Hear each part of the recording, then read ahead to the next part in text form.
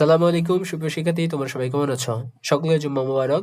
ইতিমধ্যে এইচএসটি অর্থাৎ হাজী মোহাম্মদ দানেশ বিজ্ঞান ও প্রযুক্তি পরীক্ষার ভর্তি পরীক্ষায় অংশগ্রহণ করেছিল যারা শিক্ষার্থী, তাদের আজ ভর্তি পরীক্ষার ফলাফল প্রকাশিত করা হয়েছে। তো প্রথমে তোমাদের কাঙ্ক্ষিত ফলাফল তোমরা কিভাবে দেখবা সে বিষয়ে বিস্তারিত এইচএসটি অ্যাডমিশন লিখে তোমরা তোমাদের ফোনে যখন একটি ক্রোম ব্রাউজারে যাই সার্চ দিবা, দিয়ে এরকম একটা ইন্টারফেস আসবে, দিয়ে তোমরা সেখানে ক্লিক করার পরে তোমার এরকম আরেকটা ইন্টারফেস আসবে, সেখানে লগ ইন টু হার এই অপশনে ক্লিক করবা।